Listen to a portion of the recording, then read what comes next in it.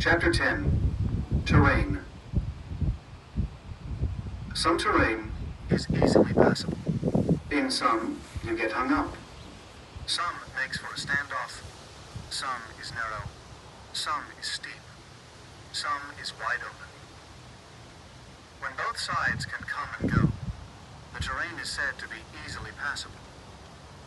When the terrain is easily passable, take up your position first, choosing the high and sunny side, convenient to supply routes, for advantage in battle. When you can go but have a hard time getting back, you are said to be hung up. On this type of terrain, if the opponent is unprepared, you will prevail if you go forth. But if the enemy is prepared, if you go forth and do not prevail, you will have a hard time getting back, to your disadvantage. When it is disadvantageous for either side to go forth, it is called standoff terrain.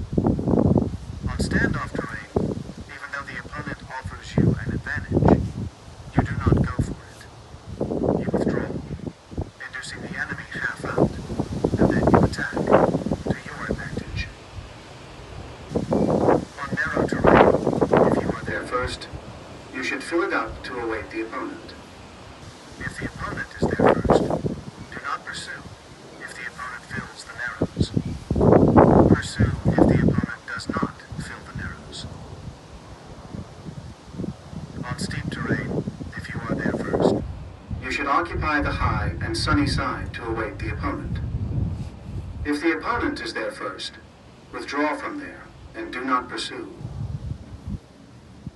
On wide open terrain, the force of momentum is equalized, and it is hard to make a challenge, disadvantageous to fight. Understanding these 6 kinds of terrain is the highest responsibility of the general, and it is imperative to examine them. These are the configurations of terrain. Generals who do not know them lose. So among military forces, there are those who rush, those who tarry, those who fall, those who crumble, those who riot, and those who get beaten. These are not natural disasters, but faults of the generals. Those who have equal momentum, but strike 10 with 1, are in a rush.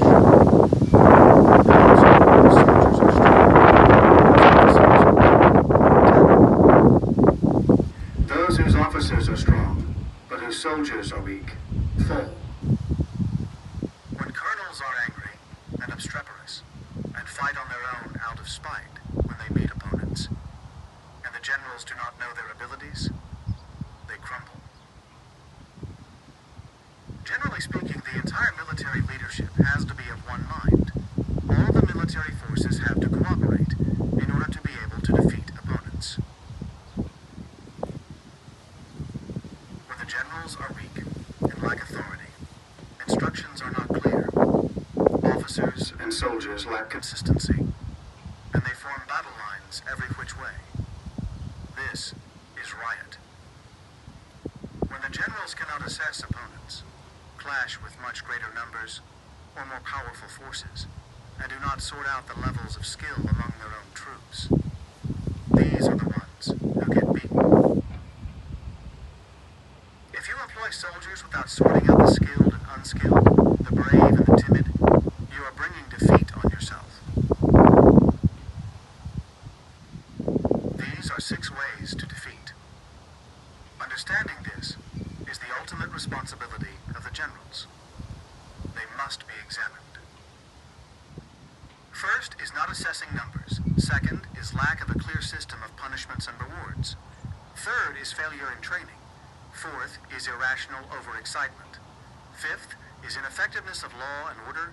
And sixth is failure to choose the strong and resolute. The contour of the land is an aid to an army. Sizing up opponents to determine victory, assessing dangers and distances, is the proper course of action for military leaders. Those who do battle knowing these will win.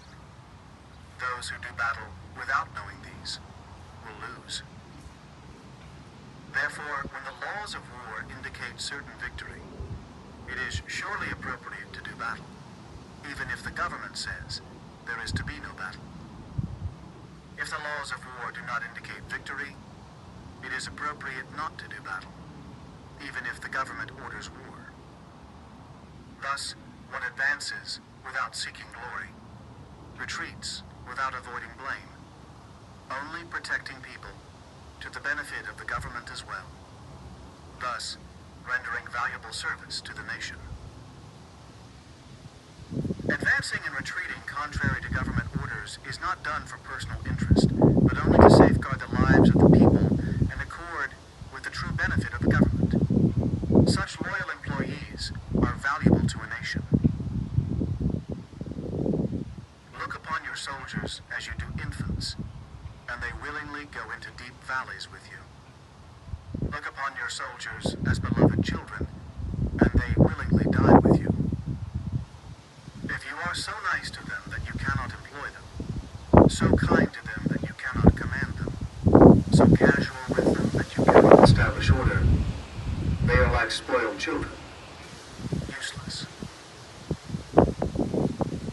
Rewards should not be used alone. Punishments should not be relied on in isolation. Otherwise, like spoiled children, people will become accustomed to either enjoying or resenting everything. This is harmful and renders them useless. If you know your soldiers are capable of striking, but do not know whether the enemy is invulnerable to a strike, you have half a chance of winning. If you know the enemy is vulnerable to a strike, but do not know if your